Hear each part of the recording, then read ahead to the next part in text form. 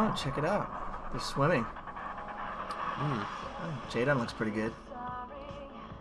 Flash. Bisu, he's a wuss. Bisu can't breathe underwater. Can't stay underwater. Fantasy can, though. Oh, yeah. Oh, Kanata, Who? I don't. What? Later does a.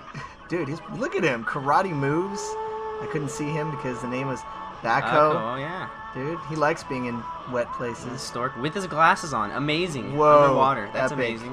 Epic. Oh, look at this. Angelic Washington. What was that? He didn't have his clothes on? That Naked? What? Rewind that. What was that? Oh, man. I don't want to rewind it. Alright. And there's Jadon going up. That was, I like this video. That was a pretty cool video, man. Thanks for sharing. What is this? What? What? Well, hello there.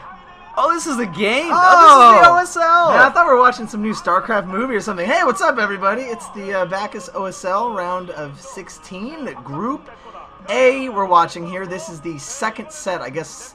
Round of 16, set 2, Group A. This is Flash versus YellOw ArnC. That's right. It is not ArnC. There's no A. It is ArnC. I'm gonna just call him YellOw ArnC, or Fake YellOw as he's known. Or, as Team Liquid calls him, the Kentucky Fried Chicken Zerg, apparently. Yes, one of his many nicknames. Smello Yellow, Kentucky Fried Zerg, Chicken Yellow. Oh, God. Anyways, we've been on kind of a little hiatus here, a little busy. We're now in the round of 16. You've probably, hopefully, seen everything up to this point, because we are going to spoil some stuff. Right. To include day 1 of the OSL, which, of course, the way the OSL works now is since we're in the round of 16, round 2, we now have groups. So right. Every day there's one game from each group: Group A, Group B, Group C, Group D. So, for example, today we're going to be watching Flash versus YellOw from this group, and we're going to be also watching Fantasy versus Backhoe from Group B, etc. So it's one game from each group. Right. So this is the first time these two players have played, but eventually every player is going to play each other in the round of 16. That's right, that's right. So the map here is Heartbreak Ridge, or as GomTV calls it, like a ridge of breaking hearts, or I don't know, they have some weird name for it. But anyways, of course we have Flash, who is the Terminator Terran, who, and once again, this is not spoiling this game, has won his last 10 games, and has won 15 out of 16 of his last games, which is just ludicrous. It is ridiculous. He's won so many games, although he did lose. Who has the doesn't YellOw have the advantage over the games that they played against each other, Steve? Well, yeah, actually, surprisingly, you might think that Flash would have the edge. I mean, he is a ridiculously good player. He's ranked, 3rd in Kespa, whereas YellOw's ranked 11th, which is not that bad either. Right. But actually, when it comes to heads up, YellOw versus Flash, YellOw has beat Flash 3 out of the 5 times they've played, so he's 3-2 against Flash. Their most recent games were actually in the Club Day MSL, which was last year. And YellOw actually knocked Flash out of the Club Day MSL, That's right. 2-0, That's right. along with some other random guy I don't know that Flash beat, but he ended up losing basically because of YellOw. Wow, that's a fat-looking, weird-looking badass, man. Mutalisk. Wonder if Mutalisk would look like that in StarCraft 2. That would be crazy. Dude, that is scary. So it looks like, I believe we saw an overpool to Extractor. Sorry, we're just kind of trying to catch up on things here. We actually met up with Diggity and Moletrap earlier today. We had lunch with them, and I'm going to be working on building their website for them for the... God, some great pictures today. These aren't just pointless, dumb things we don't understand. We actually get it. That's badass.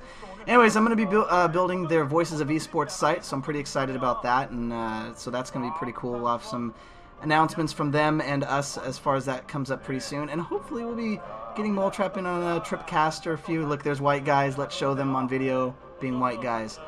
Now, interestingly enough, we're seeing a gas put up real early, and so we're probably going to see a mech build coming up here, which became popular maybe about 8-9 months ago. It's not something that has been around for a while, and it never used to happen in the old days of StarCraft, but now Terran has been going mech against Zerg a lot more, and Flash, of course, likes going mech, so...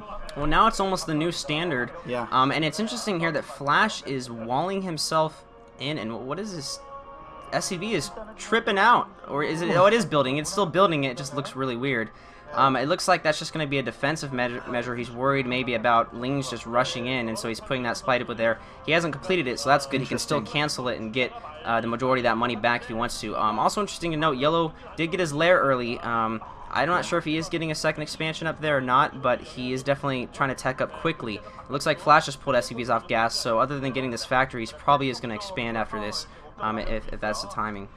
Yeah, I would guess that, and you're right, he did pull off gas. He wanted to get the gas fast, so it doesn't necessarily mean he's going to still go all mech. He could just switch over to a medic marine if he wanted to. Anyways, this Heartbreak Ridge there's not a lot of games been played on it, Terran versus Zerg.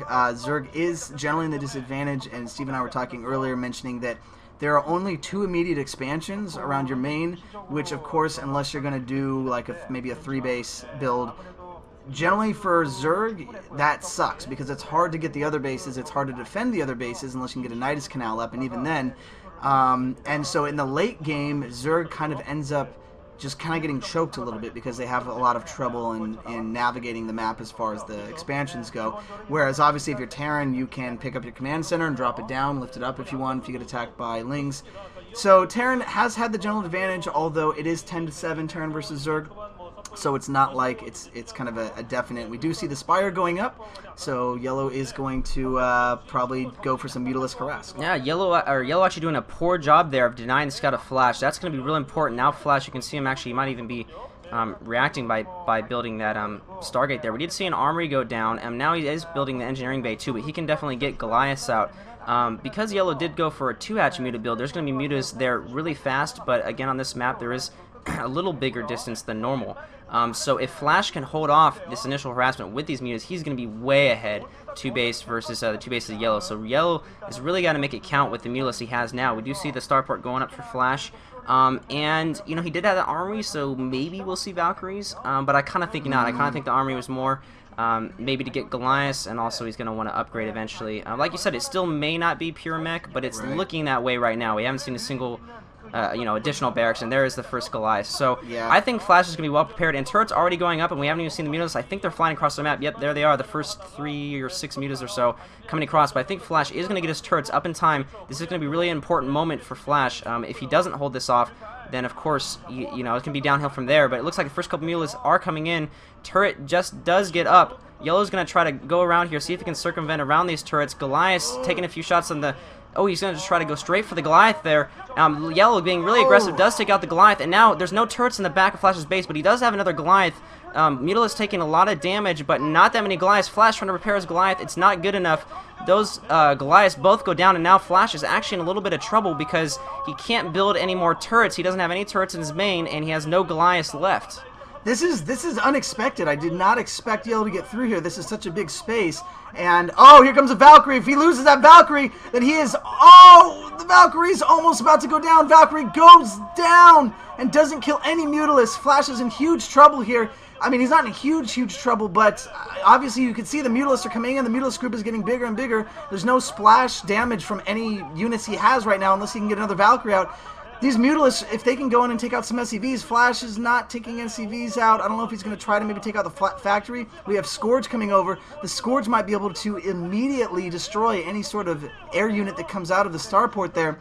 And YellOw is looking really good right now, and Flash is in a lot of trouble. This has got to be game for Flash. You can see his face right there with a little smirk in the mouth. There's no way he can do it. Okay, he can get a Valkyrie out. There's GG already. Flash, just no chance. He didn't have enough turrets. He obviously was not expecting that 2-hatch build from YellOw. Even though he did spot the Spire, I don't think his reaction was defensive enough. I think, you know, some players, they don't do this enough. They don't put enough turrets up. They're kind of like, oh, I can just get by with a couple cheap turrets. I'm not going to put, you know, all down. He should have just gone all in, built as many turrets as he can. Obviously, he was pumping Goliaths the whole time. But look, wow, just so surprised. And now, the reason Flash looks so crappy here and he looks so distraught is because all he has is Zergs in his group. And out of the other two Zergs, Effort and Jaedong, YellOw is arguably the easiest one for him to beat. I mean, they all, Effort, Jaedong, and YellOw all have about 65% against Terran, so none of them are poor against Terran. Obviously, YellOw doing a good job here, but it is in a little way an upset.